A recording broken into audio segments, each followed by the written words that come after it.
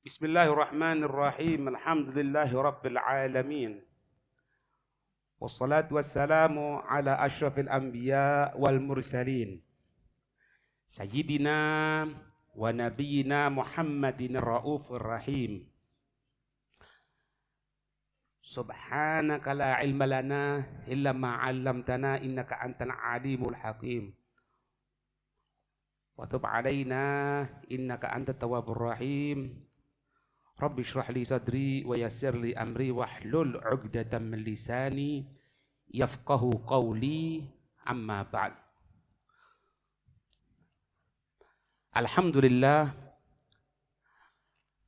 pertemuan kita di malam hari ini kita ingin melihat bagaimana tentang pentakziman kita kepada syiar-syiarnya Allah. Syiarnya Allah itu banyak sekali. Wa may yu'azzim sya'airallah fa innaha min taqwal qulub. Wa may yu'azzim sya'airallah.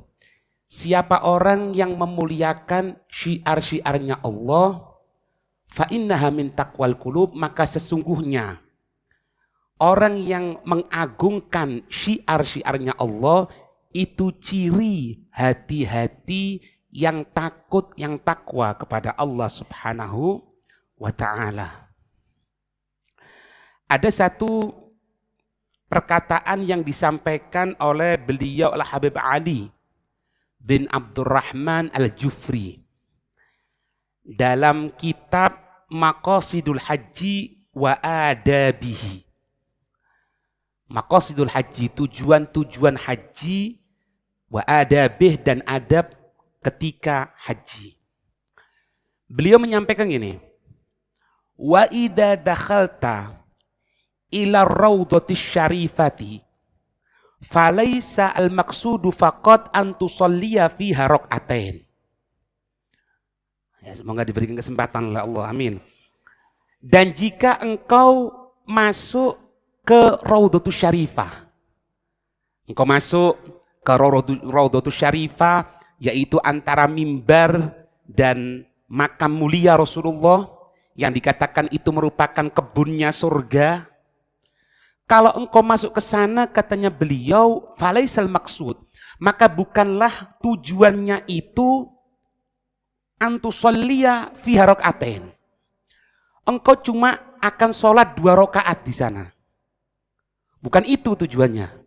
Bukan murni untuk sholat, bukan murni untuk sholat, hanya sholat saja, bukan. Litanala al-ajra alaihima fahasibah. Oh, ana mau sholat 2 rakaat di sana agar mendapatkan pahala yang besar dari Allah Subhanahu wa ta'ala. Falau kunta tas'a li ziyaratil masjidi wal murabahati fil ajri was thawabi la baqiyat fi Makkah, la baqaita fi Makkah. Kalau memang tujuanmu ingin sholat supaya dapat pahala, maka maaf, tidak perlu ke Madinah, tidak perlu sholat di Nabawi, maka kamu akan tetap tinggal di kota Mekah. Kenapa? Idh qala Rasulullah sallallahu alaihi wasallam, karena Rasul sallallahu alaihi wasallam menyatakan salatun fi masjidi hadza afdalu min alfi salatin fi masiwahu illal masjidal haram. Karena Nabi sudah mengatakan salat di masjidku ini, di Masjid Nabawi ini, hadza ini, afdalu, lebih afdal, lebih utama, lebih banyak pahalanya min alfi salatin. 1 rakaat itu terhitung 1000 kalau sholat di Masjid Nabawi. Fima siwahu, di tempat selain Nabawi. Illa Masjidil Haram, kecuali kalau Masjidil Haram. Wa salatun fi Masjidil Haram afdalu min mi'ati alfi salatin. Orang yang sholat di Masjidil Haram itu lebih utama lagi pahalanya sampai 100.000 sholatan. 100.000 sholatan. Kalau Masjid Nabawi 1. Makanya kalau kita orang anak kepingin datang ke Masjid Nabawi. Tujuannya untuk apa? Untuk sholat. Di mana? Di Raudhatus Syarifah. Di kebun-kebunnya sorga. Kita katakan seperti itu. Duh. Ya tidak perlu. Ente kepingin pahala kan? Iya. Jangan ke Madinah. Ente sholat aja di Masjidil Haram. Kalau di Madinah 1.000. Kalau Masjidil Haram 100.000. Berarti tujuannya kita orang ke Madinah bukan cuma untuk sholat tuh. Bukan cuma untuk menziarahi masjid tuh. Salah. Lakin. Ingat ya. Lakin. Antal an fi makani sallallahu fi makani shalla Rasulullah sallallahu alaihi wasallam fi. Fahahuna shalla. Tetapi kenapa kamu akan ke Raudhah kemudian engkau sholat di tempat itu di Raudhah? Karena di situ tempat yang pernah, tanda kutip, Nabi sholat. Karena nabinya. Secara agak kasar sedikit. Bukan karena tempatnya. Karena Nabi. Salah. Kalau dikatakan mau, enggak. Karena Nabi pernah di sana. Wahuna jalasa. Di tempat itu juga Nabi pernah duduk. Makanya kita duduk di Raudhah, ya kan? Duduk di Raudhah. Kemudian wahuna baka. Di tempat itu juga Nabi pernah menangis. Mencucurkan air mata. Memikirkan kita, memikirkan umat. Nangis di tempat itu. Wahuna agdul liwa. Dan di sana mulai muncul bendera panji Islam. Menyusun setelah Nabi terusir dari kota Mekah masuk ke kota Madinah dalam keadaan terusir. Kemudian beberapa waktu membawa 10.000 pasukan untuk membuka kota Mekah. Bukan perang, membuka kota Mekah atau Fathul Mekah. 10.000. Dari tonggak itu menyebarlah Islam. Wahuna khutbah. Dan di sana Nabi pernah khutbah. Makanya kalau pas ke Raudhah, itu jangan ribut sama selfie. Pikirkan, di situ Nabi pernah sholat, di situ Nabi pernah nangis, di situ Nabi pernah duduk, di situ Nabi pernah membuat pasukan di sana, munculnya panji Islam. Di yang namanya mimbarnya Nabi, di situ Nabi pernah khutbah, di tempat itu. Wahahuna takallama salawatu rabbi wassalamu alaih. Di tempat itu juga Nabi memberikan nasihatnya. Nabi berbicara, Nabi memberikan nasihat, Nabi memberikan semangat kepada mereka para sahabat. Fa'anta fi makanin abikin biruhaniyati habibika Muhammad sallallahu alaihi wasallam mahali ta'budi.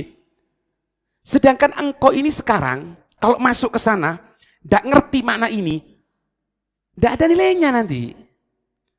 Apa yang dilihat nanti? Oh, ya tidak tahu ente. Pintunya dimasang bagus, besar, masya Allah. Ente tahu enggak?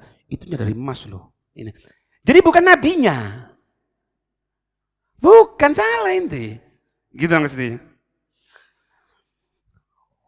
Fatakum wa anta mustahdru di hadir silati litatahayya ali ziyarati ruhi lahul fida, katanya beliau. Kalau kamu sudah tahu seperti itu, kamu menghadirkan hal tersebut untuk nyambung supaya kamu bersiap untuk berziarah kepada Nabi Sallallahu Alaihi Wasallam. Ditutup oleh beliau mengatakan apa? Ruhi lahul fida. Rohku, nyawaku untuk Nabi sebagai tebusan. Ngerti ini ya? Ini syiar yang terbesar. Apa itu? Baginda Rasul Nabi Muhammad SAW. Ini paling besar. Masjid, iya. Al-Quran, iya. Majelis ilmu, iya. Apalagi? Siwak, iya. Tapi asasnya yang pokok apa? Nabi. Kalau tidak ada Nabi, tidak ngerti sholat tuh. Tidak ngerti masjid.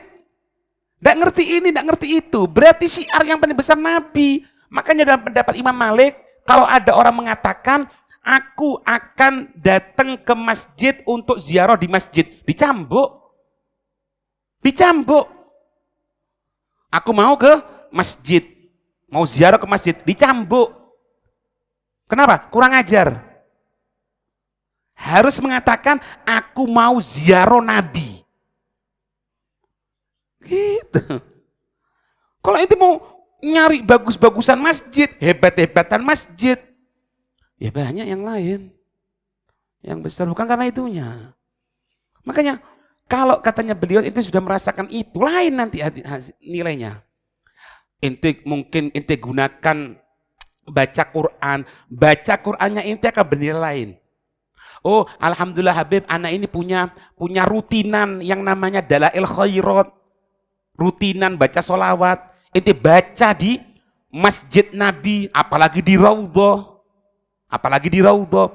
Sambil menghadirkan makna seperti ini, lain. Karena apa? Ada rohnya. Siapa? Nabi SAW. Itulah. Roh ini hadirin, roh kecintaan kepada Nabi, kalau sudah ada pada diri seseorang, akan memunculkan sesuatu yang secara nalar kita tidak masuk dalam akal. Ada satu utusan Nabi. Siapa namanya? Safinah. Disuruh apa? Bawa suratnya Nabi. Bawa suratnya Nabi. Apa yang terjadi ketika itu? Bawa suratnya Nabi gini, ngelewati seperti padang pasir atau seperti hutan atau tempat yang ganas lah. Tiba-tiba ada apa? Macan, singa, yang serem wis. Ya macan Pak ketok menungso. Apalagi tidak makan. Hah? Allahumma lakasumtu jangan apa? Jadi singa. Paham ini? Bilangnya tak. Udah ruwet. Sahabat ini ada roh. Ada roh kecintaan kepada Nabi. Kemudian apa? Dijak ngomong kok. Macan ini loh, singa dijak ngomong. Dikatakan apa? Aku ini utusannya Nabi. Aku akan bawa suratnya Nabi. Utusan. Kamu jangan ganggu aku. Terus sama macan itu, dingkul gini Pak. Sampai apa? Ngangkat pundaknya gini. Bagian depan. Kakinya depan itu. Seolah-olah apa? Memberikan isyarat suruh megangi ininya. Paham? Dipegangi. Ditunjukkan jalan keluar. Dari tempat yang ganas itu. Sing nonton siapa? Macan. Sampai keluar, setelah keluar dari situ, macan ini seperti mengucapkan kalimat perpisahan sambil mengaum. Oh, mau ditinggal. Kok seolah-olah, habis ya. Lihat. Padahal ngatakan apa? Aku utusannya Nabi, aku membawa suratnya Nabi nih loh. Aku membawa suratnya Nabi, aku membawa ininya Nabi. Ketika bawa seperti itu, karena roh Nabi ada pada diri sang sahabat tadi itu, tunduk. Dan jangan dikira cuma makhluk hidup. Semua benda tahu akan kedudukan Nabi SAW. Gimana Imam Ghazali menceritakan? Ketika Nabi sebelum diangkat menjadi Nabi, itu sering Sayyidina Abu Bakar membarengi Rasulullah, tiba-tiba terdengar, Assalamualaikum ya Rasulullah, Assalamualaikum ya Rasulullah. Noleh dicari, Andi nih. Nabi paham, kenapa Abu Bakar, apa yang kau cari? Aku mencari ada yang itu dari bebatuan, yang ingin mengucapkan salam kepadaku. Loh waktu itu baru Nabi. Kalau kita katakan tadi binatang tahu Nabi, binatang masih bernyawa kan? Yang tidak bernyawa seperti benda pada tahu Nabi kok mengucapkan. Loh kula jenengan iki lho kok tidak paham karo Nabi. Ada masalah ini. Kenapa kok tidak menjadikan ana mau sholawat dulu kah supaya sholawat ini bisa menyelesaikan urusanku seperti ini? Enggak ngeraco, berangkat nang kunus, ziarah. Bagus dak? Bagus, tapi tengah wengi. Jam 10. Mau coba? Mau la ilaha illallah. Berapa kali? 5.000 kali di kuburan. Jen ketok dileboni, guyu dewe.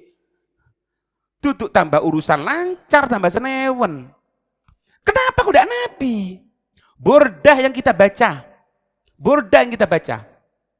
Syekh Busiri itu dulu suka menulis syair-syair tentang masalah percintaan. Sampai terkena sakit.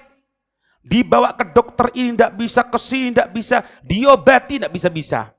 Sampai suatu saat mikir, kenapa Konda Ana menciptakan satu gubahan syair untuk memuji Nabi supaya mendapatkan kemuliaan dari Nabi. Buat itu burdah. Ketika selesai burdah, ada yang mengatakan burdah, ada yang mengatakan bur'ah. Kalau burdah karena diberikan selendang dalam mimpinya kepada oleh Nabi. Ada yang mengatakan bur'ah, artinya apa? Sembuh. Sakit parah kemana-mana.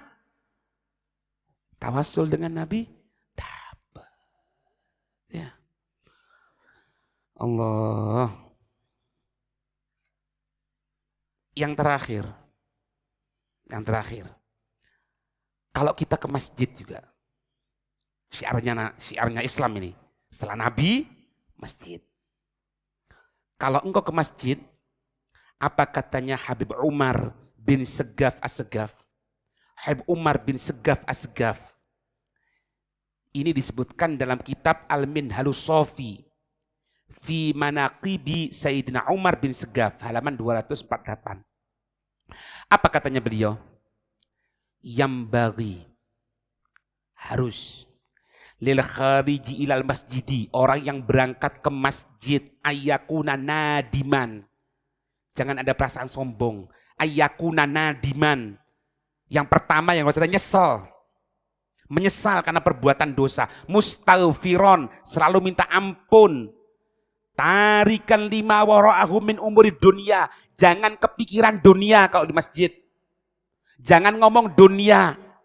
Jangan ngomong politik. Jangan ngomong apapun. Berangkat ke masjid bukan dengan bangga diri. Menyesal atas perbuatan kesalahan. Minta ampun kepada Allah. Tinggalkan segala urusan dunia. Tashbihan lahu bil hajj. Supaya kamu menyerupai orang yang haji. Gitu. Di anal masjid Baitullah. Jadi di sini kita orang diajarkan roh. Bukan ajsam, bukan jasadnya, bukan bangunannya, bukan roh yang di sini diajarkan. Nah, kita orang yang kadang-kadang tertutup dengan jasad yang dohir. Sehingga rohnya kurang. Sering ya berikan itu paling gampang lah. Kalau ada orang mau mondokkan anaknya misalnya. Yang ditanya itu bukan apa yang diajarkan di pondok. Wirid apa yang dibacakan. Apa kegiatannya di pondok tadi itu. Apakah perhatian sholat jamaah. Apakah ini? Enggak. Kamarnya di mana? Kayak turu.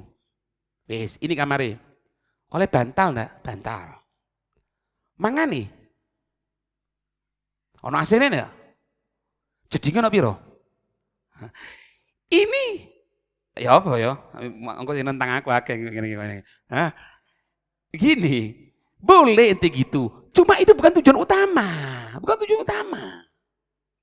Oh, kita orang misalnya mau pengajian gini harus di hall, di tempat yang besar. Kemudian pakai AC 4 sehingga ada keringetan kayak gini misalnya. Misal, contoh. Ini mau contoh. Enggak. Rohnya yang penting. Kalau cak ngomong loh, Beb jasad kalau roh nih Beb, iya. Tapi ya tak apa-apa wis. Paham ya? Nah, masjid, tempat ilmu, madrasah, apalagi berhubungan dengan Nabi. Jangan lihat jasadnya, jangan lihat dohirnya, tapi lihat ruhnya. Maka akan membawa kemanfaatan buat kita. Amin ya Rabbal alamin. Semoga Allah buka hijab kita. Yang dulunya selalu memandang yang dohir, dibuka hijab oleh Allah. Melihat yang batin. Amin ya Rabbal alamin. Wallahu alam bissawab.